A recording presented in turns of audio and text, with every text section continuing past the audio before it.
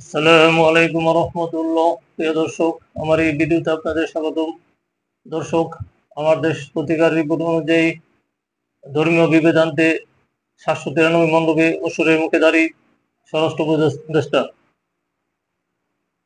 উপদেষ্টা জাহাঙ্গীর আলম চৌধুরী জানিয়েছেন, শারদীয় দুর্গাপূজায় 793টি পূজা মণ্ডপে অসুরের মুখে দাঁড়ি লাগানোর ঘটনায় জড়িতদের বিরুদ্ধে আইনগত ব্যবস্থা নেওয়া হবে।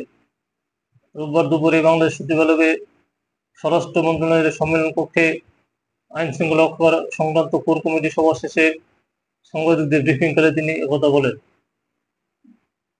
তিনি বলেন, এ ঘটনার মাধ্যমে সাম্প্রতিক সম্প্রীতি বিনষ্ট করার চেষ্টা করা হয়েছে। ইতিমধ্যে এসব ঘটনায় জড়িতদের শনাক্ত করা হচ্ছে এবং তাদের বিরুদ্ধে থানায় সাধারণ ডায়েরি জিডি করা হয়েছে। পার্শ্ববর্তী দেশে দুর্গাপূজার প্রতিমা তৈরির সময় আমাদের প্রধান উপদেষ্টাকে যেভাবে নিন্দনীয়ভাবে উপস্থাপনের সংবাদ পাওয়া গেছে, অসুরের মুখে দাঁড়িয়ে দেওয়ার কাজটি তাদের যোগসূত্র দেখা যাচ্ছে।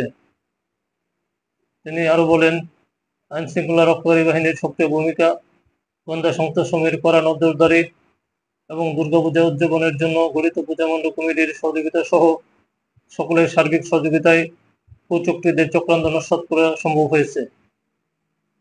ফ্যাসিস্ট ও তার সহযোগীরা কয়েকটি পূজা মণ্ডপে অসুরের মুখে দাঁড়িয়ে লাগিয়ে ধর্মীয় বিভেদ, সাম্প্রদায়িক উস্কানি ও সহিংসতার সৃষ্টির পায়তারা করেছিল।